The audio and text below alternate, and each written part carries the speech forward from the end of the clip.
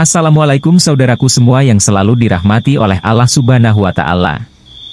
Sebelum kita semua mendengarkan cerita yang akan dibacakan, tidak lupa terlebih dahulu kita semua mengucapkan syukur atas semua nikmat yang telah Allah karuniakan. Selanjutnya, mari kita dengarkan cerita yang akan dibacakan. Abu Nawas asmara memang aneh. Secara tak terduga pangeran yang menjadi putra mahkota jatuh sakit. Sudah banyak tabib yang didatangkan untuk memeriksa dan mengobati tapi tak seorang pun mampu menyembuhkannya. Akhirnya raja mengadakan sayembara. Sayembara boleh diikuti oleh rakyat dari semua lapisan. Tidak terkecuali oleh para penduduk negeri tetangga. Sayembara yang menyediakan hadiah menggiurkan itu dalam waktu beberapa hari berhasil menyerap ratusan peserta. Namun tak satu pun dari mereka berhasil mengobati penyakit sang pangeran. Akhirnya sebagai sahabat dekat Abu Nawas, menawarkan jasa baik untuk menolong sang putra mahkota. Baginda Harun al-Rasyid menerima usul itu dengan penuh harap. Abu Nawas sadar bahwa dirinya bukan tabib. Dari itu ia tidak membawa peralatan apa-apa.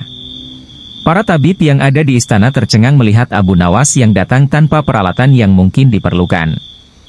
Mereka berpikir mungkinkah orang macam Abu Nawas ini bisa mengobati penyakit sang pangeran? Sedangkan para tabib terkenal dengan peralatan yang lengkap saja tidak sanggup. Bahkan penyakitnya tidak terlacak. Abu Nawas merasa bahwa seluruh perhatian tertuju padanya.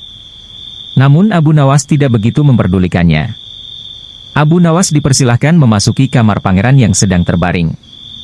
Ia menghampiri sang pangeran dan duduk di sisinya. Setelah Abu Nawas dan sang pangeran saling pandang beberapa saat, Abu Nawas berkata, "Saya membutuhkan seorang tua yang di masa mudanya sering mengembara ke pelosok negeri." Orang tua yang diinginkan Abu Nawas didatangkan. Sebutkan satu persatu nama-nama desa di daerah selatan. Perintah Abu Nawas kepada orang tua itu. Ketika orang tua itu menyebutkan nama-nama desa bagian selatan, Abu Nawas menempelkan telinganya ke dada sang pangeran. Kemudian Abu Nawas memerintahkan agar menyebutkan bagian utara, barat dan timur. Setelah semua bagian negeri disebutkan, Abu Nawas mohon agar diizinkan mengunjungi sebuah desa di sebelah utara. Raja merasa heran. "Engkau kuundang ke sini bukan untuk bertamasya." "Hamba tidak bermaksud berlibur yang mulia," kata Abu Nawas. "Tetapi aku belum paham," kata raja. "Maafkan hamba paduka yang mulia." "Kah? Urang bijaksana rasanya bila hamba jelaskan sekarang," kata Abu Nawas. Abu Nawas pergi selama 2 hari. Sekembali dari desa itu, Abu Nawas menemui sang pangeran dan membisikkan sesuatu kemudian menempelkan telinganya ke dada sang pangeran. Lalu Abu Nawas menghadap raja. "Apakah yang mulia masih menginginkan sang pangeran tetap hidup?" tanya Abu Nawas. "Apa maksudmu?" Raja balas bertanya. "Sang pangeran sedang jatuh cinta pada seorang gadis desa di sebelah utara negeri ini," kata Abu Nawas menjelaskan. "Bagaimana kau tahu?" Ketika nama-nama desa di seluruh negeri disebutkan, tiba-tiba degup jantungnya bertambah keras ketika mendengarkan nama sebuah desa di bagian utara negeri ini. Dan sang pangeran tidak berani mengutarakannya kepada baginda. "Lalu apa yang harus aku lakukan?" tanya raja. "Mengawinkan pangeran dengan gadis desa itu." "Kalau tidak," tawar raja ragu-ragu. "Cinta itu buta. Bila kita tidak berusaha mengobati kebutaannya, maka ia akan mati." Rupanya saran Abu Nawas tidak bisa ditolak. Sang pangeran adalah putra satu-satunya yang merupakan pewaris tunggal kerajaan. Abu Nawas benar. Begitu mendengar persetujuan sang raja, sang pangeran berangsur-angsur pulih. Sebagai tanda terima kasih raja memberi Abu Nawas sebuah cincin permata yang amat indah. Abu Nawas tertipu obat ajaib. Memang semua sudah tahu dan kagum akan kecerdasan Abu Nawas, tak ada yang meragukan sama sekali. Pada suatu hari, Raja Harun al-Rasyid telah mempermalukan Abu Nawas dengan menyiram air kencing di depan para tamu undangan. Abu Nawas hanya bisa terdiam, namun dalam hati dia merencanakan sesuatu di lain hari. Kisahnya figur Abu Nawas ini memang sangat lihai dalam menyelesaikan masalah. Tidak hanya lucu saja, akan tetapi juga bijaksana sehingga Abu Nawas tidak dapat dianggap enteng. Raja sangat bangga memiliki warga seperti Abu Nawas ini. Namun, pada pihak lain dari diri Abu Nawas juga sangat menjengkelkan raja karena ulahnya yang selalu tidak tahu diri. Oleh karena itulah Baginda Raja tak pernah berhenti memeras otaknya untuk membalas Abu Nawas. Seperti pada tahun-tahun sebelumnya, setiap bulan Rabiul Awal diadakan acara Maulid Nabi. Sambil tersenyum, Baginda Raja bergumam dalam hati, "Awas ya kamu Abu Nawas, kali ini kamu pasti kena." Acara Maulid Nabi pun tibalah waktunya, dan diselenggarakan di istana. Pada saat itu semua pembesar negeri hadir termasuk putra-putra mahkota dari kerajaan sebelah, termasuk pula Abu Nawas ikutan diundang. Dengan perintah raja, semua yang hadir di acara Maulid Nabi tersebut dipersilahkan untuk berdiri dan kemudian disirami dengan air mawar yang menebarkan bau harum. Kecuali Abu Nawas, dia disiram dengan air kencing. Membalas tipuan raja setelah disiram dengan air kencing tersebut, jadi sadarlah Abu Nawas kalau dirinya telah dipermalukan di depan para pembesar negeri. Dia bungkam 1000 bahasa dan hanya bisa bergumam dalam hati. "Baiklah, hari ini Paduka telah memberiku kuah tak sedap, esok hari aku akan membalasnya dengan isinya." Sejak saat itu Abu Nawas tidak pernah menjejakkan kakinya di istana. Raja pun menjadi kangen dibuatnya karena kelucuannya saat bercerita. Ketika raja memanggilnya ke istana, rupanya Abu Nawas tidak bersedia dengan alasan sakit yang membuat tubuhnya lemah lunglai. Karena khawatir telah terjadi sesuatu dengan diri Abu Nawas, raja pun ingin menengoknya diiringi dengan beberapa petinggi kerajaan. Pucuk dicinta ulam tiba, begitu mendengar raja menuju ke rumahnya, Abu Nawas yang dalam keadaan segar bugar itu pun langsung memasang aksi.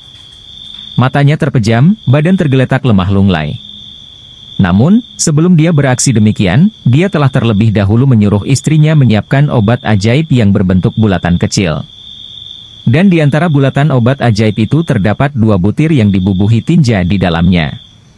Tak berapa lama kemudian raja sudah ada di depan pintu rumah Abu Nawas.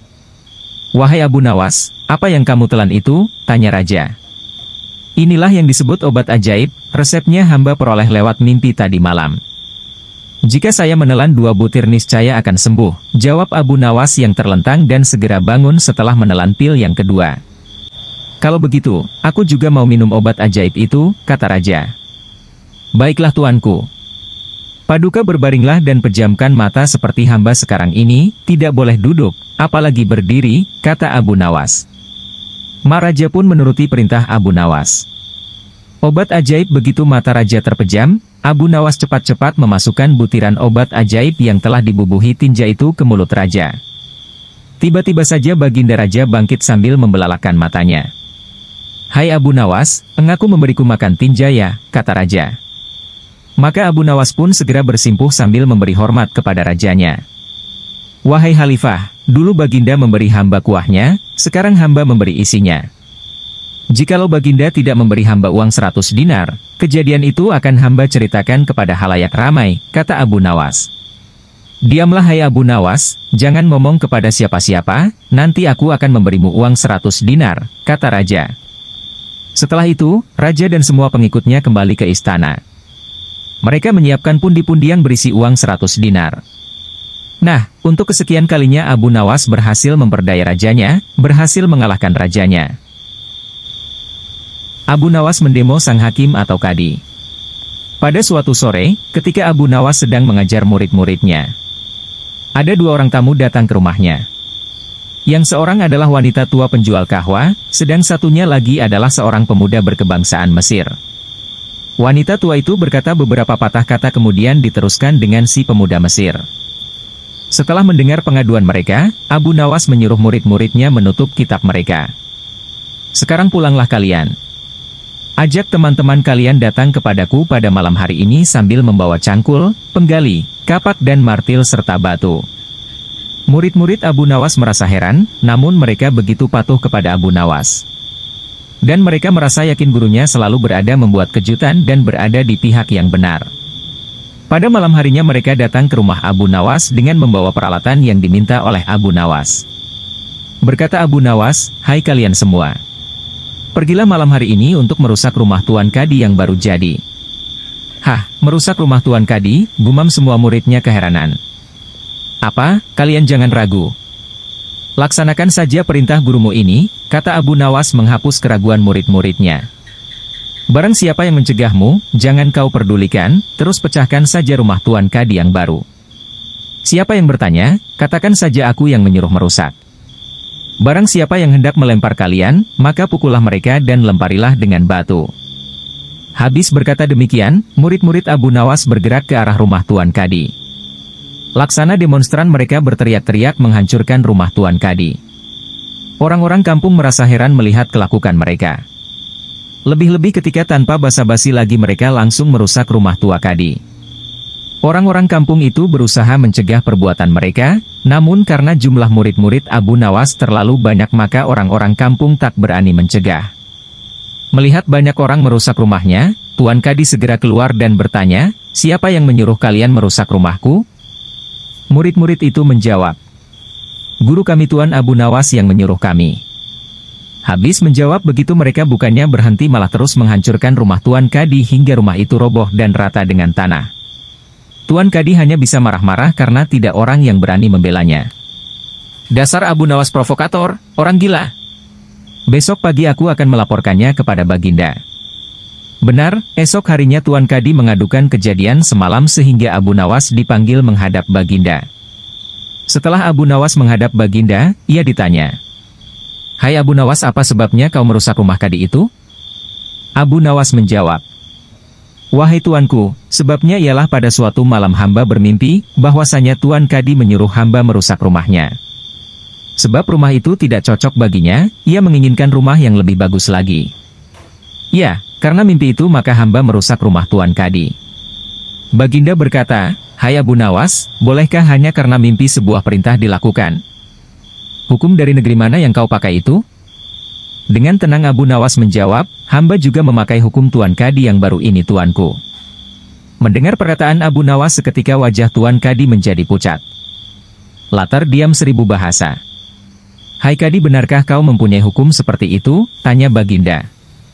Tapi Tuan Kadi tiada menjawab, wajahnya nampak pucat, tubuhnya gemetaran karena takut. "Abu Nawas, jangan membuatku pusing, jelaskan kenapa ada peristiwa seperti ini," perintah Baginda. "Baiklah." Abu Nawas tetap tenang.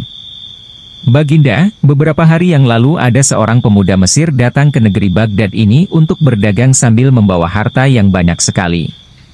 Pada suatu malam ia bermimpi kawin dengan anak Tuan Kadi dengan mahar sekian banyak. Ini hanya mimpi Baginda." Tetapi Tuan Kadi yang mendengar kabar itu langsung mendatangi si pemuda Mesir dan meminta mahar anaknya. Tentu saja pemuda Mesir itu tak mau membayar mahar hanya karena mimpi. Nah, disinilah terlihat arogansi Tuan Kadi. Ia ternyata merampas semua harta benda milik pemuda Mesir sehingga pemuda itu menjadi seorang pengemis gelandangan dan akhirnya ditolong oleh wanita tua penjual kahwa. Baginda terkejut mendengar penuturan Abu Nawas, tapi masih belum percaya 100%, maka ia memerintahkan Abu Nawas agar memanggil si pemuda Mesir. Pemuda Mesir itu memang sengaja disuruh Abu Nawas menunggu di depan istana, jadi mudah saja bagi Abu Nawas memanggil pemuda itu ke hadapan Baginda. Berkata Baginda Raja, "Hai anak Mesir, ceritakanlah hal ihwal dirimu sejak engkau datang ke negeri ini." Ternyata cerita pemuda Mesir itu sama dengan cerita Abu Nawas. Bahkan pemuda itu juga membawa saksi yaitu Pak Tua pemilik tempat kos dia menginap. "Kurang ajar, ternyata aku telah mengangkat seorang kadi yang bejat moralnya." Baginda sangat murka. Kadi yang baru itu dipecat dan seluruh harta bendanya dirampas dan diberikan kepada si pemuda Mesir. Setelah perkara selesai, kembalilah si pemuda Mesir itu dengan Abu Nawas pulang ke rumahnya. Pemuda Mesir itu hendak membalas kebaikan Abu Nawas. Berkata Abu Nawas, "Janganlah engkau memberiku barang sesuatu pun kepadaku. Aku tidak akan menerimanya sedikit pun jua." Pemuda Mesir itu betul-betul mengagumi Abu Nawas.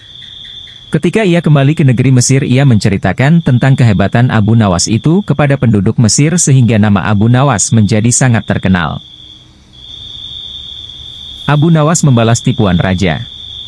Sudah menjadi takdir kali ya si Abu Nawas ini cerdik dan pandai, bahkan sekalipun menipu kok malah diberi hadiah oleh rajanya. Seperti kisah Abu Nawas lucu dan kocak berikut ini. Abu Nawas melakukan protes karena hadiah yang akan dijanjikan oleh rajanya tidak kunjung diberikan. Akhirnya Abu Nawas membuat siasat agar dia diberi hadiah sebagaimana mestinya. Mari kita ikuti kisahnya. Pada suatu malam yang sangat dingin, Abu Nawas diundang oleh Raja Harun ar-Rasyid untuk menemaninya mengobrol. Nah, pada saat obrolan mereka tentang rasa dingin, tiba-tiba sangat raja bertanya kepada Abu Nawas. "Wahai Abu Nawas, maukah engkau telanjang bulat di atas atap malam ini? Tergantung imbalannya saja Paduka," jawab Abu Nawas. "Baiklah, engkau akan aku beri 500 dirham bila mau melaksanakannya," jelas raja. Dengan imbalan sebesar itu, Abu Nawas segera saja mencopoti bajunya satu persatu mulai dari pakaian atas hingga pakaian bawah. Setelah seluruh bagian bajunya dilepas, selanjutnya Abu Nawas naik menuju atas atap dan duduk-duduk di sana. Rasa dingin sangat menusuk kulit Abu Nawas semalaman dan baru menjelang subuh Abu Nawas turun ke bawah. "Wahai Paduka, mana uang yang Paduka janjikan kepadaku?" tanya Abu Nawas. "Sabar dulu wahai Abu Nawas. Begini ya semalaman apa yang telah engkau lihat?" tanya raja. "Hamba tidak melihat apa-apa tuanku. Hanya seberkas cahaya yang nampak dari kejauhan saja," jawab Abu Nawas. "Kalau begitu, engkau tidak berhak mendapatkan imbalan karena engkau telah dihangati oleh cahaya itu," ujar raja. "Loh, bagaimana bisa begitu Paduka? Hamba semalam hampir mati kedinginan," protes Abu Nawas. Akan tetapi sang raja tidak mau mendengar protes dari Abu Nawas, bahkan sang raja menyuruh Abu Nawas untuk segera pulang ke rumahnya. Dengan perasaan yang masih kedinginan disertai rasa sedih, akhirnya Abu Nawas meninggalkan istana menuju rumahnya. Dalam perjalanan, Abu Nawas berkata dalam hati, "Bagaimana mungkin baginda ini ingkar janji? Baiklah, aku harus mendapatkan hakku yang tadi." Setelah selang beberapa hari, Abu Nawas menghadap Raja Harun ar-Rasyid. Abu Nawas mengundang rajanya untuk jamuan makan-makan di rumahnya. Raja Harun pun menerima undangan tersebut. Pagi-pagi sekali Abu Nawas sudah muncul di istana dengan tujuan menjemput raja bersama dengan rombongan kerajaan. Di tengah perjalanan, Abu Nawas minta izin kepada rajanya untuk mendahului mereka dengan alasan ada hal yang harus dikerjakan, terutama menyiapkan hal penyambutan meriah kepada rajanya. Tidak beberapa lama kemudian, Abu Nawas sudah berada di tempat pesta. "Ayo, cepatlah dirikan kemah," teriak Abu Nawas kepada murid-muridnya. Abu Nawas rupanya menyuruh murid-muridnya agar keadaan menjadi siap dalam penyambutan nanti. Ada pula yang menyalakan api di bawah pohon besar. Kemudian ada periuk-periuk yang telah diisi dengan daging dan digantungkan di dahan-dahan pohon itu. Raja Harun ar-Rasyid dan rombongan datang. Setelah sejenak mengobrol, Abu Nawas mulai bercerita macam-macam agar rajanya menjadi senang. Karena keasyikan mengobrol itu, Raja Harun terlihat memegangi perut pertanda rasa lapar sudah menjaar di tubuhnya. "Wahai Abu Nawas, mana makanannya?" tanya raja. "Sabar baginda, apinya lamban sekali panasnya, padahal sejak dari tadi pagi dinyalakan," jawab Abu Nawas. "Api jenis apa itu kok lamban sekali panasnya?" "Coba antar aku ke dapur," ujar raja. Setelah tiba di dapur, sang raja merasa sangat heran karena ada api namun tidak ada makanan yang sedang dimasak. "Mana makanannya?" tanya raja. "Itu baginda, ada di atas dahan pohon," jawab Abu Nawas sambil menunjuk pohon. "Pantas saja, bagaimana mungkin bisa matang kalau yang dimasak di atas sana sedangkan apinya ada di bawah, terlalu jauh jaraknya," ujar raja keheranan. "Sama saja baginda dengan kasusku beberapa hari yang lalu, bagaimana tubuhku ini dihangatkan oleh cahaya yang berada di kejauhan," ucap Abu Nawas menjelaskan. Sang Raja Harun ar-Rasyid langsung sak tertawa mendengar perkataan Abu Nawas tersebut. Ia kemudian memerintahkan salah seorang pengawalnya untuk memberikan hadiah berlipat 2 kali dari yang pernah ia janjikan kepada Abu Nawas. "Selamat ya Abu Nawas, 1000 dirham lalu buat apa tuh?" Abu Nawas debat kusir tentang ayam. Melihat ayam betinanya bertelur, baginda tersenyum. Beliau memanggil pengawal agar mengumumkan kepada rakyat bahwa kerajaan mengadakan sayembara untuk umum. Sayembara itu berupa pertanyaan yang mudah tetapi memerlukan jawaban yang tepat dan masuk akal. Barang siapa yang bisa menjawab pertanyaan itu akan mendapat imbalan yang amat menggiurkan. 1 pundi penuh uang emas. Tetapi bila tidak bisa menjawab maka hukuman yang menjadi akibatnya. Banyak rakyat yang ingin mengikuti sayembara itu terutama orang-orang miskin. Beberapa dari mereka sampai meneteskan air liur. Mengingat beratnya hukuman yang akan dijatuhkan maka tak mengherankan bila pesertanya hanya 4 orang. Dan salah satu dari para peserta yang amat sedikit itu adalah Abu Nawas. Aturan main sayembara itu ada dua. Pertama, jawaban harus masuk akal. Kedua, peserta harus mampu menjawab sanggahan dari Baginda sendiri. Pada hari yang telah ditetapkan, para peserta sudah siap di depan panggung. Baginda duduk di atas panggung. Beliau memanggil peserta pertama. Peserta pertama maju dengan tubuh gemetar. Baginda bertanya, manakah yang lebih dahulu, telur atau ayam? Telur, jawab peserta pertama. Apa alasannya? Tanya Baginda. Bila ayam lebih dahulu itu tidak mungkin karena ayam berasal dari telur. Kata peserta pertama menjelaskan. Kalau begitu siapa yang mengerami telur itu? Sanggah Baginda. Peserta pertama pucat pasi. Wajahnya mendadak berubah putih seperti kertas, ia tidak bisa menjawab. Tanpa ampun ia dimasukkan ke dalam penjara. Kemudian peserta kedua maju. Ia berkata, Paduka yang mulia, sebenarnya telur dan ayam tercipta dalam waktu yang bersamaan. Bagaimana bisa bersamaan? Tanya Baginda. Bila ayam lebih dahulu itu tidak mungkin karena ayam berasal dari telur. Bila telur lebih dahulu itu juga tidak mungkin karena telur tidak bisa menetas tanpa dierami. Kata peserta kedua dengan mantap. Bukankah ayam betina bisa bertelur tanpa ayam jantan? Sanggah Baginda memojokkan. Peserta kedua bingung. Ia pun dijebloskan ke dalam penjara. Lalu giliran peserta ketiga. Lah berkata, Tuanku yang mulia, sebenarnya ayam tercipta lebih dahulu daripada telur. Sebutkan alasanmu. Kata Baginda. Menurut hamba, yang pertama tercipta adalah ayam betina. Kata peserta ketiga meyakinkan. Lalu bagaimana ayam betina bisa beranak pinak seperti sekarang? Sedangkan ayam jantan tidak ada. Kata Baginda memancing. Ayam betina bisa bertelur tanpa ayam jantan. Telur dirami sendiri. Lalu menetas dan menurunkan anak ayam jantan. Kemudian menjadi ayam jantan dewasa dan mengawini induknya sendiri. Peserta ketiga berusaha menjelaskan. Bagaimana bila ayam betina mati sebelum ayam jantan yang sudah dewasa sempat mengawininya? Peserta ketiga pun tidak bisa menjawab sanggahan Baginda. Lapun dimasukkan ke penjara. Kini tiba giliran Abu Nawas. Ia berkata, yang pasti adalah telur dulu, baru ayam. Coba terangkan secara logis. Kata Baginda ingin tahu. Ayam bisa mengenal telur, sebaliknya telur tidak mengenal ayam. Kata Abu Nawas singkat.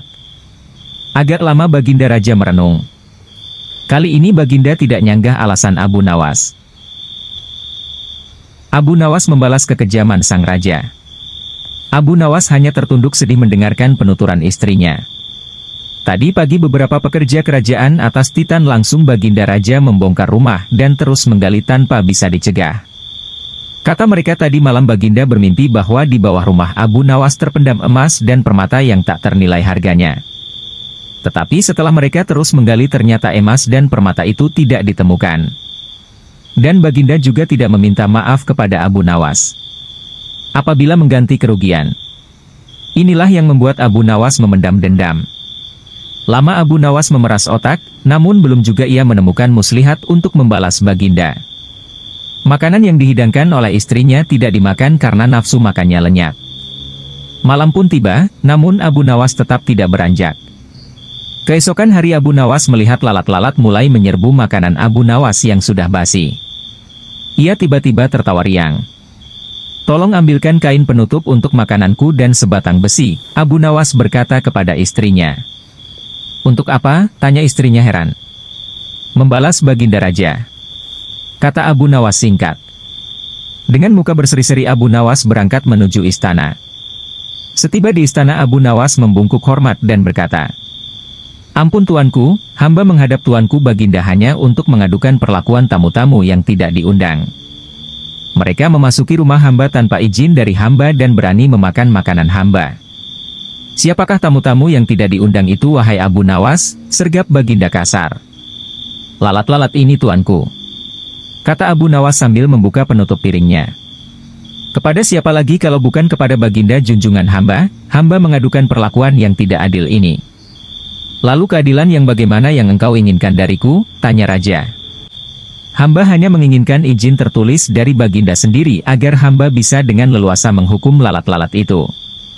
Baginda Raja tidak bisa mengelakkan diri menolak permintaan Abu Nawas karena pada saat itu para menteri sedang berkumpul di istana. Maka dengan terpaksa Baginda membuat surat izin yang isinya memperkenankan Abu Nawas memukul lalat-lalat itu dimanapun mereka hinggap. Tanpa menunggu perintah, Abu Nawas mulai mengusir lalat-lalat di piringnya hingga mereka terbang dan hinggap di sana-sini. Dengan tongkat besi yang sudah sejak tadi dibawanya dari rumah, Abu Nawas mulai mengejar dan memukuli lalat-lalat itu. Ada yang hinggap di kaca. Abu Nawas dengan leluasa memukul kaca itu hingga hancur. Kemudian vas bunga yang indah. Kemudian giliran patung hias sehingga sebagian dari istana dan perabotannya remuk diterjang tongkat besi Abu Nawas. Bahkan Abu Nawas tidak merasa malu memukul lalat yang kebetulan hinggap di tempayan Baginda Raja. Baginda Raja tidak bisa berbuat apa-apa kecuali menyadari kekeliruan yang telah dilakukan terhadap Abu Nawas dan keluarganya. Dan setelah merasa puas, Abu Nawas mohon diri. Barang-barang kesayangan Baginda banyak yang hancur. Bukan hanya itu saja, Baginda juga menanggung rasa malu. Kini ia sadar betapa kelirunya berbuat semena-mena kepada Abu Nawas. Abu Nawas yang nampak lucu dan sering menyenangkan orang itu ternyata bisa berubah menjadi garang dan ganas serta mampu membalas dendam terhadap orang yang mengusiknya. Abu Nawas pulang dengan perasaan lega. Istrinya pasti sedang menunggu di rumah untuk mendengarkan cerita apa yang dibawa dari istana. Siasat Abu Nawas menaklukkan monyet. Pada suatu hari Abu Nawas tengah melihat pertunjukan monyet ajaib. Ajaib karena si monyet ini hanya mau diperintah oleh pemiliknya saja. Kalau diperintah oleh orang lain maka dia akan menolak. Namun, dengan kecerdasan yang dimilikinya, Abu Nawas akhirnya berhasil mengecoh si monyet sehingga menuruti perkataan Abu Nawas. Ikuti kisahnya berikut ini. Pada suatu hari yang cerah, Abu Nawas telah mendapatkan perintah dari Raja Harun ar-Rasyid untuk mengamati dan mencari tahu kekurangan yang ada pada rakyatnya. Maklumlah, selain terkenal sebagai penyair ulung, Abu Nawas juga termasuk salah satu orang kepercayaan Baginda Raja. Karena usulan-usulan dan petuahnya yang seringkali tidak masuk akal. Namun tetap bisa menjadi solusi ketika masalah sedang tiba melanda. Pada suatu malam, Abu Nawas melangkahkan kedua kakinya dengan santai menyisir kota. Selama dalam perjalanan, ia sama sekali tidak melihat adanya sesuatu yang dirasa janggal. Karena kesejahteraan penduduk pada waktu itu boleh dibilang cukup layak. Pertunjukan monyet. Akan tetapi, pada saat Abu Nawas tengah berada di depan tanah lapang yang sering digunakan penduduk untuk mengadakan hajatan.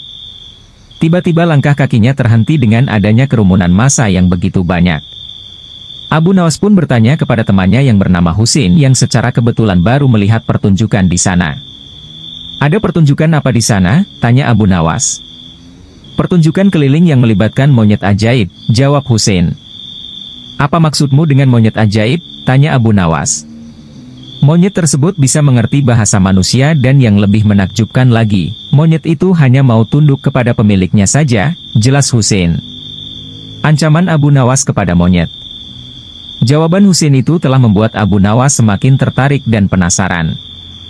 Dia langsung pamit pada temannya itu untuk melihat pertunjukan monyet itu. Ketika Abu Nawas sudah berada di tengah kerumunan pada penonton. Ternyata, sang pemiliki monyet dengan bangga menawarkan hadiah yang cukup besar bagi siapa saja yang sanggup membuat monyet itu mengangguk-angguk. Tak heran bila banyak di antara penonton mencoba satu persatu, mereka berusaha dengan berbagai cara untuk membuat monyet itu mengangguk-angguk. Namun, hasilnya adalah sia-sia belaka. Melihat kegigihan si monyet tersebut, Abu Nawas semakin penasaran. Akhirnya Abu Nawas maju ke depan untuk mencobanya. Setelah berhadapan dengan monyet itu, Abu Nawas bertanya, "Tahukah engkau siapa aku ini?" Si monyet menggeleng-gelengkan kepala. "Apakah engkau tidak takut kepadaku?" tanya Abu Nawas. Si monyet menggelengkan kepalanya. Abu Nawas berhasil. "Apakah engkau takut kepada tuanmu?" tanya Abu Nawas memancing dan si monyet mulai ragu. "Bila engkau tetap diam, maka aku akan laporkan kepada tuanmu," ancam Abu Nawas kepada monyet. Seketika itu juga, si monyet yang pada dasarnya hanya takut kepada tuannya, secara spontan saja mengangguk-anggukan kepala. Hore! Sontak saja para penonton bersorak karena ada orang yang mampu membuat si monyet mengangguk-anggukan kepala. Karena keberhasilan Abu Nawas tersebut, maka ia telah mendapatkan hadiah berupa uang yang lumayan banyak. Di lain pihak, si pemilik monyet bukan main marahnya. Pemilik monyet pun memukuli monyetnya dengan sebatang kayu karena malu terhadap pertunjukan itu. Abu Nawas basuh tangan 120 kali. Abu Nawas bekerja sebagai orang kepercayaan Raja Ali Ibnu Bakri. Abu Nawas dikenali sebagai orang cerdik dan ahli dongeng yang termasyur. Suatu hari Raja mengalami ketegangan pikiran selepas bekerja sepanjang hari mengurus rakyat. Sang Raja memerintahkan kepada Abu Nawas bercerita mengenai kisah-kisah aneh dan ajaib, yang menjadi kegemaran Sang Raja, untuk menghilangkan sedikit ketegangan jiwa yang dialaminya. Kebiasaannya, Raja mendengar kisah-kisah Abu Nawas pada malam hari, yaitu sebelum Sang Raja menidurkan matanya. Abu Nawas menjawab, dengan senang hati, "Wahai Raja yang baik dan bahagia." Dikisahkan, "Wahai Raja yang bahagia," salah seorang pelayan istana berkata kepada Raja Cina. "Wahai Raja zaman ini, tuan rumah memerintahkan para pelayannya agar mengambil air dan semua yang diperlukan untuk membasuh tangan salah seorang tamunya yang dianggap agak ganjil dan aneh. Tamu itu lalu membasuh tangannya dengan air bercampur sabun, garam dan daun sebanyak 120 kali basuhan. Selepas itu barulah ia makan ragut, sejenis makanan yang berasal dari sebuah desa di Baghdad, tetapi pemuda itu memakannya seolah-olah dengan perasaan jijik dan mual. Sementara kami memandangnya dengan penuh keheranan, sebab tangannya dan malah sekujur tubuhnya menggigil. Bila kami melihat tangannya, barulah kami mengetahui bahwa ibu jarinya terpotong, dia makan hanya dengan 4 jari, sehingga menyebabkan makanan itu berjatuhan dari tangannya. Kami menyoalnya dengan heran, apa yang terjadi dengan ibu jarimu? Apakah Tuhan menciptakanmu dalam keadaan seperti ini, atau apakah engkau pernah mengalami kemalangan?" Pemuda itu menyahut, "Demi Tuhan, bukan hanya ibu jari ini saja yang hilang, tetapi juga ibu jari tanganku yang satu lagi, dan tumit kedua-dua kakiku, seperti yang akan kalian lihat." Lalu dia menunjukkan tangan kirinya dan kedua-dua kakinya. Kami melihat bahwa tangan kirinya nampak seperti tangan kanannya dan kedua-dua kakinya tidak mempunyai tumit. Ketika kami melihatnya, keheranan kami semakin bertambah, hingga kami berkata padanya, "Kami tak sabar menunggu kisahmu dan penyebab terpotongnya kedua ibu jari serta tumit kakimu dan mengapa engkau membasuh tanganmu 120 kali. Pemuda itu berkata, "Ayahku adalah salah seorang pedagang yang paling terkemuka di Baghdad pada masa pemerintahan Khalifah Harun al-Rashid. Tetapi ayahku gemar minum anggur dan bermain musik kecapi, sehingga ketika dia meninggal ayahku tidak mewariskan sesuatu pun kepadaku. Aku melaksanakan upacara pemakaman baginya, mengadakan pengajian Al-Quran, dan terus berkabung untuknya dalam masa yang cukup lama. Lalu aku membuka kedai peninggalan ayahku dan mendapati bahwa dia hanya meninggalkan sedikit harta dan banyak hutang. Maka aku terpaksa menjelaskan dan membayar ke semua hutang ayahku dengan membayarnya beransur-ansur. Aku mula melakukan jual beli dan membayar hutang ayahku minggu demi minggu, hingga akhirnya aku berjaya menjelaskan ke semua hutang ayahku dan modalku mula bertambah.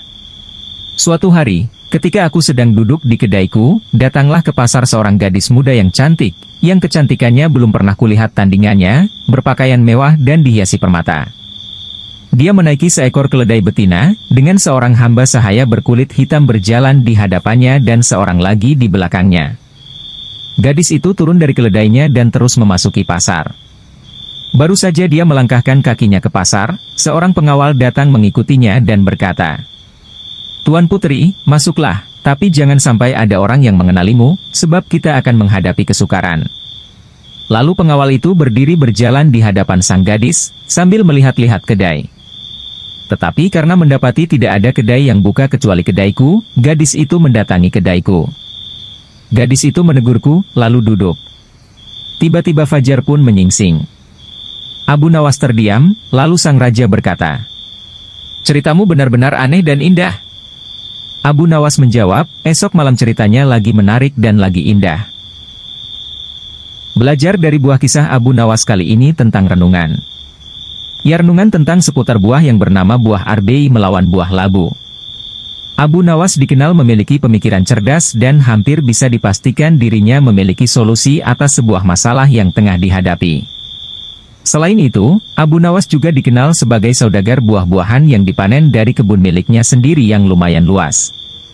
Bahkan saking luasnya kebun yang dimiliki Abu Nawas, Sejauh mata memandang yang terlihat adalah bak permadani hijau yang tumbuh subur. Pada suatu hari, Abu Nawas melakukan pengawasan, melihat-lihat kebunnya tersebut. Dirinya berjalan kaki menyisiri kebunnya melewati tiap petak kebun yang ditanami berbagai macam sayur mayur dan buah-buahan segar. Abu Nawas sangat bangga dan bahagia melihat tanamannya yang tumbuh subur dan menghasilkan banyak buah yang berkualitas. Ucapan puja dan puji syukur terus-menerus terucap dari bibir Abu Nawas kepada Tuhan. Inspeksi kebun buah. Pada siang hari yang cukup terik itu, perjalanan Abu Nawas yang sedang mengawasi lahan kebun miliknya mendadak berhenti pada sebuah petak di mana tumbuh subur pepohonan arbei. Abu Nawas memandangi dengan detail tiap bagian pohon arbei miliknya tersebut. Dirinya memperhatikan rantingnya, daunnya hingga buahnya yang nampak segar bergelantungan. Karena terik matahari begitu panas tepat di atas kepala dan dirinya merasa lelah. Abu Nawas kemudian berhenti dan beristirahat di bawah pohon arbei yang lebat. Bekal makanan yang sudah disiapkan oleh istrinya segera dibuka dan disantapnya. Kali ini makanan yang dia bawa tidak pedas-pedas amat, sangat enak gumanya dalam hati. Dengan ditemani semilir angin yang sepoi-sepoi, Abu Nawas puas menikmati makanan dari istrinya tersebut. Setelah kenyang, dirinya menyandarkan diri pada batang pohon arbei sambil melihat ke atas, dilihatnya buah arbei yang ranum. Sesaat itu pula dirinya memandangi buah labu yang ada di petak seberang, betapa besar buahnya serta ranum. Bukan Abu Nawas kalau dirinya hanya memandang saja. Ya, seperti biasa, Abu Nawas mulai merenungi buah-buahan yang tumbuh segar dari kebun miliknya. Tiba-tiba saja terlintas sebuah pemikiran di benak Abu Nawas. Aku itu heran, apa sebabnya ya pohon arbei yang sebesar ini namun buahnya hanya kecil saja. Padahal, pohon labu yang merambat dan mudah patah saja bisa menghasilkan buah yang besar-besar, ujar Abu Nawas dalam hati. Kejatuhan buah arbei. Tak lama berselang, angin kecil pun bertiup menghampiri Abu Nawas yang sedang beristirahat seolah-olah langsung menjawab pertanyaan yang ada dalam benaknya. Ranting arbei pun bergerak-gerak dan saling bergesekan dan sesaat kemudian ada sebiji buah arbei jatuh tepat di kepala Abu Nawas yang sedang tidak bersorban itu. Aha, aku tahu sebabnya, ujar Abu Nawas. Beruntung bagi Abu Nawas di siang itu hanya kejatuhan buah arbei saat sedang beristirahat. Bagaimana jadinya jika saat itu dirinya kejatuhan buah labu? Allah Subhanahu wa Ta'ala menciptakan semua makhluknya yang ada di muka bumi ini dengan kekurangan dan kelebihan masing-masing. Di mana semua itu berjalan sesuai dengan fungsinya. Saling keterikatan dan saling membutuhkan. Abu Nawas dan pukulan jadi dinar. Pada suatu hari Abu Nawas menghadap ke istana. Ia pun bercakap-cakap dengan Sultan dengan riang gembira. Tiba-tiba terlintas dalam pikiran di benak Sultan. Bukankah ibu si Abu Nawas ini sudah meninggal? Aku ingin mencoba kepandaiannya sekali lagi. Aku ingin menyuruh dia membawa ibunya ke istanaku ini. Kalau berhasil akan aku beri hadiah 100 dinar. Hai, Abu Nawas, titah Sultan. Besok bawalah ibumu ke istanaku, nanti aku beri engkau hadiah 100 dinar. Abu Nawas kaget.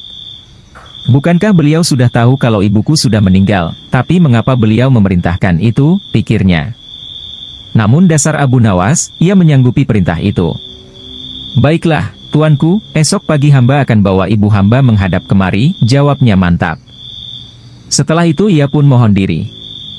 Sesampai di rumah, setelah makan dan minum, ia pergi lagi.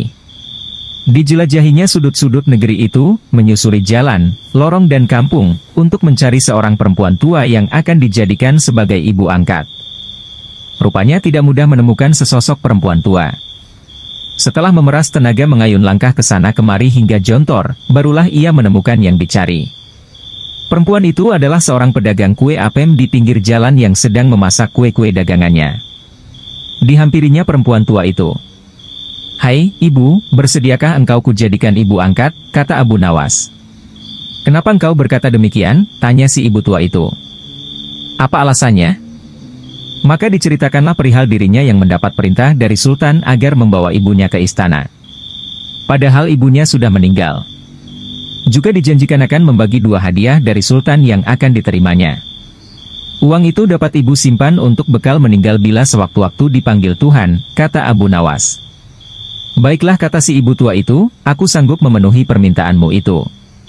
Setelah itu Abu Nawas menyerahkan sebuah tasbih dengan pesan agar terus menghitung biji tasbih itu meskipun di depan Sultan, dan jangan menjawab pertanyaan yang diajukan. Sebelum meninggalkan perempuan itu, Abu Nawas wanti-wanti agar rencana ini tidak sampai gagal. Untuk itu ia akan menggendong perempapan tua itu ke istana. "Baiklah anakku, moga-moga Tuhan memberkatimu," kata si ibu tua. "Dan terutama kepada ibuku." Keesokan harinya pagi-pagi sekali Abu Nawas sudah sampai di istana lalu memberikan salam kepada Sultan. "Waalaikumsalam, Abu Nawas," jawab Sultan. Setelah itu Sultan memandang Abu Nawas. Bukan main terkejutnya Sultan melihat Abu Nawas menggendong seorang perempuan tua. "Siapa yang kamu gendong itu?" tanya Sultan. "Diakah ibumu? Tapi kenapa siang begini kamu baru sampai?" "Benar tuanku, inilah Ibu Patik, beliau sudah tua dan kakinya lemah dan tidak mampu berjalan kemari, padahal rumahnya sangat jauh. Itu sebabnya Patik gendong ibu kemari," kata Abu Nawas sambil mendudukkan ibu tua di hadapan Sultan. Setelah duduk ibu tua itu pun memegang tasbih dan segera menghitung biji tasbih tanpa henti meski Sultan mengajukan beberapa pertanyaan kepadanya. Tentu saja Sultan tersinggung. "Ibumu sangat tidak sopan, lagi pula apa yang dikatakannya itu sampai tidak mau berhenti?" "Sembah Abu Nawas, ya tuanku Syah Alam, suami Ibu Patik ini 99 banyaknya. Beliau sengaja menghafal nama-nama mereka satu persatu, dan tidak akan berhenti sebelum selesai semuanya." 100 dinas demi mendengar ucapan Abu Nawas tadi perempuan tua itu pun melempar tasbih dan bersembah datang kepada Sultan. "Ya tuanku Syah Alam," katanya. "Adapun Patik ini dari muda sampai tua begini hanya seorang suami hamba. Apabila sekarang ini berada di hadapan tuanku, itu adalah atas permintaan Abu Nawas. Dia berpesan agar Patik menghitung-hitung biji tasbih dan tidak menjawab pertanyaan tuanku. Nanti Abu Nawas akan membagi 2 hadiah yang akan diterimanya dari tuanku." Begitu mendengar ucapan perempuan tua itu Sultan tertawa dan menyuruh memukul Abu Nawas 100 kali. Ketika perintah itu akan dilaksanakan, Abu Nawas minta izin untuk dipertemukan dengan Sultan. "Ya tuanku, hukuman apakah yang akan tuanku jatuhkan kepada hamba ini? Karena engkau berjanji kepadaku akan membawa ibumu kemari. Aku pun berjanji akan memberi hadiah uang 100 dinar. Tapi karena kamu tidak bisa memenuhi janjimu, dapatlah engkau 100 kali pukulanku," kata Sultan. "Ya tuanku, Syah Alam," kata Abu Nawas. "Patik berjanji dengan perempuan tua ini akan membagi 2 hadiah yang akan tuanku berikan kepada hamba. Tetapi karena sekarang hamba mendapat dera, hadiah itu juga harus dibagi 2. Karena yang bersalah 2 orang. Patik terimalah hukuman itu, tetapi 50 seorang dengan perempuan tua ini." Dalam hati Sultan bergumam, jangankan dipukul 50 kali, dipukul sekali saja perempuan tua ini tidak akan mampu berdiri. Setelah itu Sultan memberi 50 dinar kepada perempuan tua itu sambil berpesan agar tidak cepat percaya kepada Abu Nawas bila lain kali menemuinya. Dengan sukacita diterimanya hadiah itu dan dipandangnya Abu Nawas. "Ya tuanku Syah Alam, ampun beribu ampun, jika ibuku telah mendapat anugerah dari Paduka, tidak adil kiranya bila anaknya ini dilupakan begitu saja." Ya, terimalah pula bagianmu," ujar Baginda sambil tersenyum. "Ini." Semua orang tertawa dalam hati. Setelah Abu Nawas bermohon diri pulang ke rumah. Demikian pula perempuan tua itu dan semua yang hadir di Balairung, dengan perasaan masing-masing. Abu Nawas dan 6 lembu pandai bicara. Pada suatu hari, Sultan Harun al-Rasyid memanggil Abu Nawas menghadap ke istana. Kali ini Sultan ingin menguji kecerdikan Abu Nawas. Sesampainya di hadapan Sultan, Abu Nawas pun menyembah. Dan Sultan bertitah, "Hai, Abu Nawas, aku menginginkan 6 ekor lembu berjenggot yang pandai bicara, bisakah engkau mendatangkan mereka dalam waktu seminggu? Kalau gagal, akan aku penggal lehermu." "Baiklah, tuanku Syah Alam, hamba junjung tinggi titah tuanku." Semua punggawa istana yang hadir pada saat itu, berkata dalam hati, "Mampuslah kau Abu Nawas." Abu Nawas bermohon diri dan pulang ke rumah. Begitu sampai di rumah, ia duduk berdiam diri merenungkan keinginan Sultan. Seharian ia tidak keluar rumah, sehingga membuat tetangga heran. Ia baru keluar rumah persis setelah seminggu kemudian, yaitu batas waktu yang diberikan Sultan kepadanya. Ia segera menuju kerumunan orang banyak, lalu ujarnya, "Hai orang-orang muda, hari ini hari apa?" Orang-orang yang menjawab benar akan dia lepaskan. Tetapi orang-orang yang menjawab salah, akan ia tahan. Dan ternyata, tidak ada seorang pun yang menjawab dengan benar. Tak ayal, Abu Nawas pun marah-marah kepada mereka. Begitu saja kok anggap bisa menjawab. Kalau begitu, mari kita menghadap Sultan Harun al-Rasyid, untuk mencari tahu kebenaran yang sesungguhnya. Keesokan harinya, balairung istana Baghdad dipenuhi warga masyarakat yang ingin tahu kesanggupan Abu Nawas membawa 6 ekor lembu berjenggot. Sampai di depan Sultan Harun al-Rasyid, ia pun mengaturkan sembah dan duduk dengan hikmat. Lalu, Sultan berkata, "Hai Abu Nawas, mana lembu berjenggot yang pandai bicara itu?" Tanpa banyak bicara, Abu Nawas pun menunjuk ke 6 orang yang dibawanya itu. "Inilah mereka, Tuanku Syah Alam." "Hai, Abu Nawas, apa yang kau tunjukkan kepadaku itu?" "Ya, Tuanku Syah Alam, tanyalah pada mereka hari apa sekarang," jawab Abu Nawas. Ketika Sultan bertanya, ternyata orang-orang itu memberikan jawaban berbeda-beda. Maka berujarlah Abu Nawas, "Jika mereka manusia, tentunya tahu hari ini hari apa. Apalagi jika tuanku menanyakan hari yang lain, akan tambah pusinglah mereka. Manusia atau hewankah mereka ini? Inilah lembu berjenggot yang pandai bicara itu, tuanku." Sultan heran melihat Abu Nawas pandai melepaskan diri dari ancaman hukuman. Maka Sultan pun memberikan hadiah 5.000 dinar kepada Abu Nawas. Abu Nawas menghitung kematian tahanan. Kecerdikan Abu Nawas memang sudah tak diragukan lagi. Bahkan ketika Raja Harun al-Rasyid menghadapi masalah, tak segan-segan Abu Nawas dipanggilnya untuk menyelesaikan masalah. Nah, kali ini Abu Nawas mendapatkan tugas untuk menghitung kematian. Bagaimana cara Abu Nawas menghitungnya? Berikut kisahnya. Suatu hari, di negeri 1001 malam, Baghdad, digelarlah acara hajatan besar. Sang Raja Harun al-Rasyid pun berniat merayakan pesta ulang tahun kerajaan bersama-sama dengan seluruh rakyatnya. Pada hari yang telah ditunggu tiba, rakyat Baghdad dikumpulkan di depan pendapa istana. Raja Harun sang penguasa berdiri dan berkata, "Wahai rakyatku yang tercinta, hari ini kita mengadakan pesta ulang tahun kerajaan. Aku akan memberi hadiah kepada para fakir miskin. Aku juga akan memberikan pengampunan kepada para tahanan di penjara dengan mengurangi hukuman menjadi setengah dari sisa hukumannya," seru Baginda kepada rakyatnya. Memberi keringanan hukuman pada tahanan. Mendengar ucapan sang raja, tentu saja rakyat Baghdad bersukaria. Mereka segera berpesta bersama dan menyantap aneka makanan yang telah disediakan. Tak berapa lama kemudian, para pengawal istana membagi-bagikan hadiah kepada fakir miskin. Setelah dipastikan seluruh rakyatnya yang fakir miskin mendapatkan hadiah, Raja pun memanggil para tahanan-tahanan pertama yang mendapatkan kesempatan adalah bernama Sofyan. "Sofyan, berapa tahun hukumanmu?" tanya Baginda. 2 tahun Baginda, jawab Sofyan. "Sudah berapa tahun yang kamu jalani?" tanya Baginda lagi. 1 tahun Baginda, jawab Sofyan. "Kalau begitu, sisa hukumanmu yang 1 tahun aku kurangi menjadi setengah tahun sehingga hukumanmu tinggal 6 bulan saja," tegas Baginda. Selanjutnya, dipanggillah Ali. "Berapa tahun hukumanmu Ali?" tanya Baginda. Dengan nada yang sedih, Ali menjawab, "Mohon ampun Baginda, hamba dihukum seumur hidup," jawab Ali. Mendengar jawaban Ali tersebut, Baginda menjadi bingung harus menjawab apa untuk mengurangi hukuman Ali. Di tengah kebingungannya, raja yang terkenal bijaksana ini teringat dengan Abu Nawas. Akhirnya, dipanggillah Abu Nawas. Tak berapa lama kemudian, Abu Nawas yang turut serta dalam pesta ulang tahun kerajaan menghampiri sang raja yang sedang kebingungan itu. "Abu Nawas, aku ada masalah mengenai hadiah pengampunan bagi Ali. Dia dihukum seumur hidup sedangkan aku berjanji akan memberikan pengampunan setengah dari sisa hukumannya. Padahal aku tidak tahu sampai umur berapa Ali akan hidup. Sekarang aku minta nasihatmu, bagaimana caranya memberi pengampunan kepada Ali dari sisa hukumannya," jelas raja. Mendengar penuturan rajanya, Abu Nawas pun ikut bingung. Dia berpikir, apa bisa mengurangi umur seseorang, padahal dia sendiri tidak tahu sampai kapan umurnya.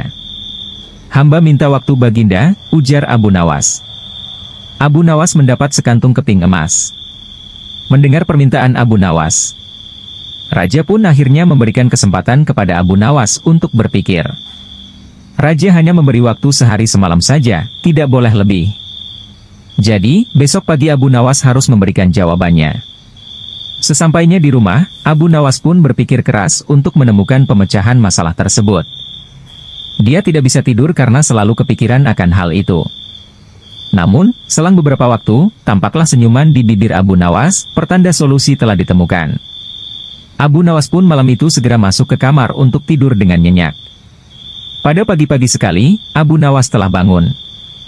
Setelah mandi dan sarapan, dia pun pergi menghadap raja setelah berpamitan dengan istrinya. Hamba sudah mendapatkan cara untuk memecahkan masalah si Ali, Baginda. Begini Baginda, sebaiknya si Ali ini berada di luar penjara dan bisa bebas selama 1 hari.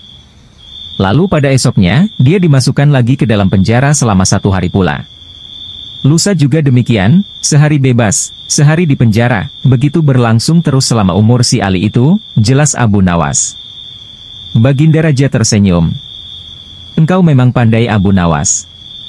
Kalau begitu, kamu juga akan aku beri hadiah, yaitu sekantung keping emas, ujar sang raja. Setelah itu, Abu Nawas pulang dengan wajah yang ceria. Abu Nawas menduduki singgasana raja. Jika tak dapat berkelit dari hukuman, maka bukan Abu Nawas namanya. Ia selalu memiliki banyak cara dan alasan agar lolos dari hukuman. Dengan tenangnya Abu Nawas ini menduduki singgasana raja, bahkan ia sampai menjual harga diri rajanya agar lolos dari hukuman. Berikut kisahnya. Kecerdikan akal dan pikiran Abu Nawas sudah tersebar di seluruh penjuru kerajaan yang dipimpin oleh Raja Harun ar-Rasyid. Bahkan raja sendiri pun mengakui kehebatan Abu Nawas hingga mengajaknya tinggal di istana. Raja Harun telah memberikan kebebasan kepada Abu Nawas untuk keluar masuk istana tanpa prosedur yang berbelit.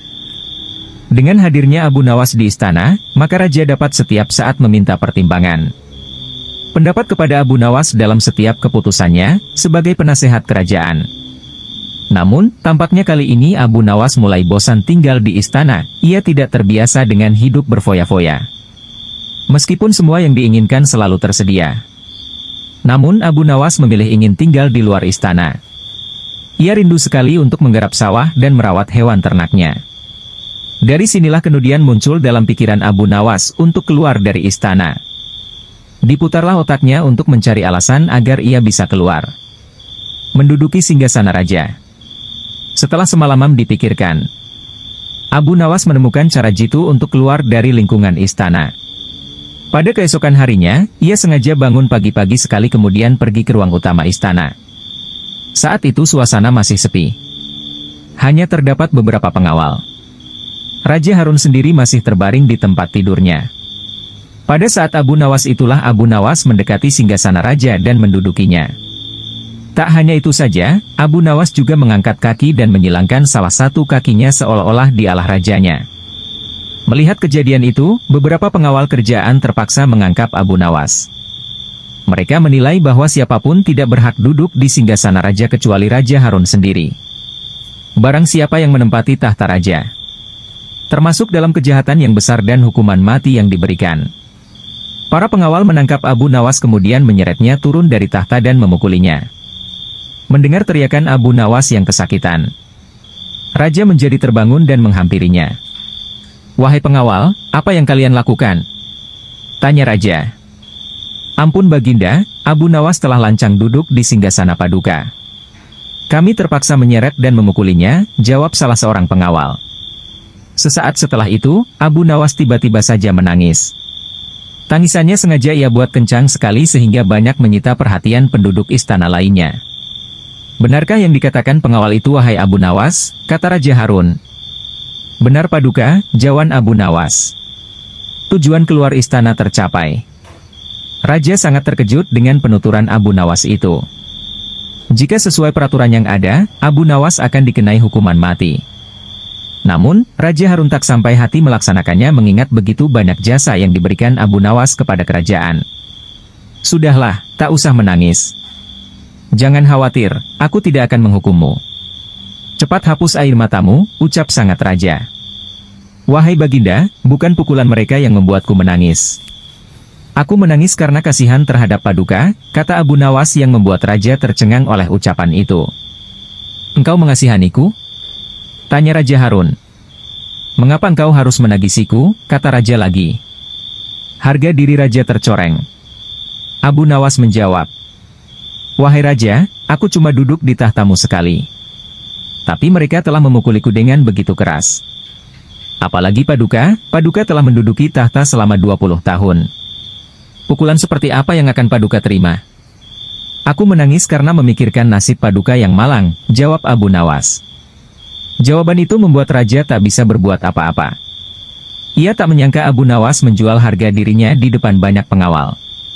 Oleh karena itu, Raja Harun hanya menghukum Abu Nawas untuk dikeluarkan dari istana. "Baiklah jika demikian. Mulai detik ini kamu harus keluar dari sitanaku," kata raja sedikit geram. "Terima kasih Paduka, memang itulah yang saya kehendaki," balas Abu Nawas sambil menyalami Raja Harun untuk kemudian pamit keluar dari istana. Abu Nawas hamil dan melahirkan. Sultan Harun al-Rasyid masyghul berat. Konon, penyebabnya sudah 7 bulan Abu Nawas tidak menghadap ke istana. Akibatnya, suasana balairung jadi lengang, sunyi senyap. Sejak dilarang datang ke istana, Abu Nawas memang benar-benar tidak pernah muncul di istana. "Mungkin Abu Nawas marah kepadaku," pikir Sultan. Maka diutuslah seorang punggawa ke rumah Abu Nawas. "Tolong sampaikan kepada Sultan, aku sakit hendak bersalin," jawab Abu Nawas kepada punggawa yang datang ke rumah Abu Nawas menyampaikan pesan Sultan. "Aku sedang menunggu dukun beranak untuk mengelurkan bayiku ini," kata Abu Nawas lagi sambil mengelus-elus perutnya yang buncit. "Ajaib benar," kata Baginda dalam hati, setelah mendengar laporan punggawa setianya. "Baru hari ini aku mendengar kabar seorang lelaki bisa hamil dan sekarang hendak bersalin. Dulu mana ada lelaki melahirkan? Aneh." Maka timbul keinginan Sultan untuk menengok Abu Nawas. Maka berangkatlah dia diiringi sejumlah menteri dan para punggawa ke rumah Abu Nawas. Begitu melihat Sultan datang, Abu Nawas pun berlari-lari menyambut dan menyembah kakinya, seraya berkata, "Ya Tuanku Syah Alam, berkenan juga rupanya Tuanku datang ke rumah hamba yang hina dina ini." Sultan dipersilahkan duduk di tempat yang paling terhormat, sementara Abu Nawas duduk bersila di bawahnya. "Ya Tuanku Syah Alam, apakah kehendak Duli Syah Alam datang ke rumah hamba ini? Rasanya bertahta selama bertahun-tahun baru kali ini Tuanku datang ke rumah hamba," tanya Abu Nawas. "Aku kemari karena ingin tahu keadaanmu," jawab Sultan. "Engkau dikabarkan sakit hendak melahirkan dan sedang menunggu dukun beranak. Sejak zaman nenek moyangku hingga sekarang, aku belum pernah mendengar ada seorang lelaki mengandung dan melahirkan. Itu sebabnya aku datang kemari." Abu Nawas tidak menjawab, ia hanya tersenyum. "Coba jelaskan perkataanmu. Siapa lelaki yang hamil dan siapa dukun beranaknya?" tanya Sultan lagi. Maka dengan senang hati berceritalah Abu Nawas. Konon, ada seorang raja mengusir seorang pembesar istana. Tetapi setelah 5 bulan berlalu, tanpa alasan yang jelas, sang raja memanggil kembali pembear tersebut ke istana. Ini ibarat hubungan laki-laki dan perempuan yang kemudian hamil tanpa menikah. Tentu saja itu melanggar adat dan agama, menggegerkan seluruh negeri. Lagi pula apabila seorang mengeluarkan titah, tidak boleh mencabut perintahnya lagi. Jika itu dilakukan, ibarat menjilat air ludah sendiri, itulah tanda-tanda pengecut. Oleh karena itu harus berpikir masak-masak sebelum bertindak. Itulah tamsil seorang lelaki yang hendak bersalin. Adapun dukun beranak yang ditunggu, adalah Baginda kemari. "Baginda kemari," kata Abu Nawas. Adapun beranak yang ditunggu kedatangan Baginda kemari, kata Abu Nawas. Dengan kedatangan Baginda kemari, berarti hamba sudah melahirkan.